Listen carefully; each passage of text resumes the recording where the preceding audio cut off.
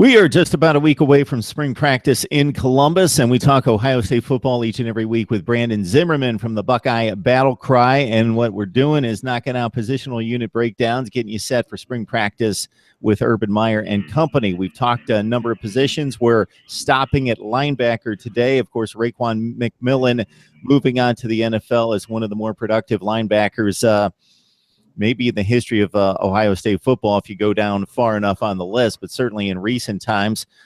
Brandon, we definitely have positions that have been ravaged by departures in recent years, but the linebacker unit, despite McMillan moving on, in pretty good hands. Yeah, the linebacker spot should be a group that has experience. They don't really have that flashy guy this year like Raekwon McMillan is. Jerome Baker's the closest thing to that, but he showed a bunch of flashes last year, but he's still young, so he's not that household name type of guy yet. He's the one that I think going into this year, when the season's over, Jerome Baker's stock is going to be incredibly high just because of how versatile he is as a linebacker. So really, you've got three returning starters coming back for the Buckeyes. However, one of them was injured all year. Dante Booker was the starter out at outside linebacker, was hurt week 2, wound up missing the Oklahoma game was the first one that he missed, and Jerome Baker filled in and had a great game there, and then just kind of took the ball and ran with it there. Booker spent the whole season getting his knee fixed and getting healthy to come into this year. So you've got Worley and Baker, who are the guys that played all of last year. You have Dante Booker, who was a starter coming into last year, coming back. So you got those three guys that everyone kind of thinks is going to wind up filling in for as the three starters for the Buckeyes this year. The middle linebacker spot is the one, obviously, that they need to fill. There's a lot of talk that Chris Worley might be moving in from outside linebacker into that middle spot. He's a senior. He's started the last couple of years. So he's kind of the one that the rumor is that he's going to move into middle linebacker. Also, you've got Dante Booker, there's been talk about moving him from outside into middle linebacker.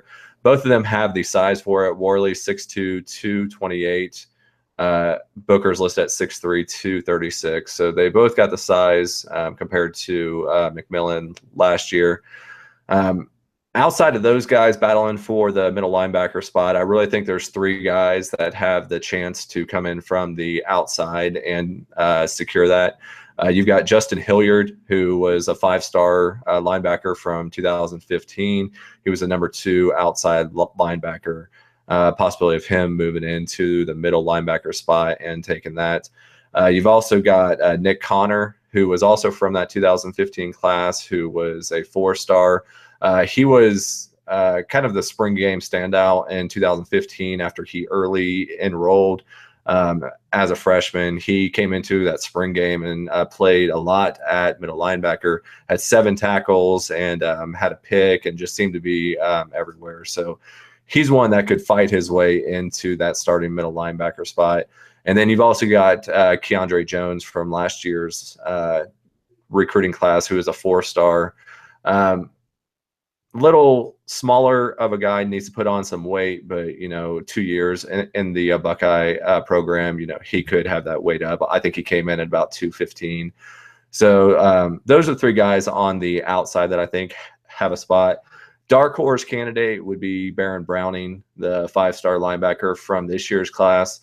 A lot of people think he has a pretty good chance. I don't, just because of how Urban Meyer and his staff kind of treat the freshmen, especially going into middle linebacker. It would be a shock for me to see him jump guys like Chris Worley and Booker and guys that have been playing for a lot for this freshman to come in. Raekwon McMillan's perfect example of that, when he came in as a freshman and was clearly a lot better than Curtis Grant was back there at middle linebacker, and still never jumped him because Grant was that senior that had been playing, and they wound up just splitting time. So I could see Baron Browning playing quite a bit this year. I just don't really foresee anyway how he breaks camp as the starting middle linebacker for the Buckeyes. Yeah, going back to recruiting classes as you did with Hilliard, number 2 player according to 247 Sports at his position at outside linebacker out of Cincinnati, and of course Connor, he was also a top 10 player. But the class was so good, I was looking down the listings, and Connor was kind of buried because that 2015 class was, as they all are, pretty loaded. Baron Browning, number 1 outside linebacker in the country, as well, as you mentioned. And Pete Werner is a guy that's going to be more of a developmental player on the inside as a top 15 linebacker. You look at the numbers and looking at all the games, and I saw, all of them.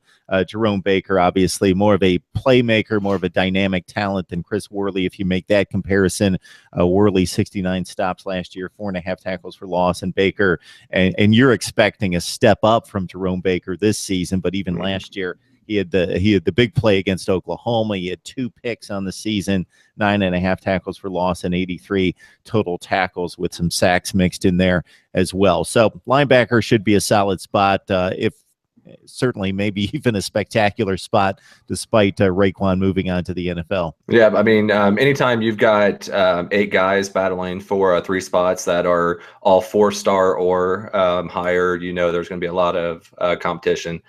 And one of those guys that's not even 4-star is Chris Worley, who was a 3-star safety coming out of high school. So there's a lot of talent there, a lot of opportunity for these younger guys to kind of make their mark and not only set them up for this year, but to look forward to next year when you don't have Chris Worley. You probably don't have Jerome Baker, and Dante Booker's gone. So, I mean, next year, all 3 spots could be open up. So it's a big year for a lot of those younger guys.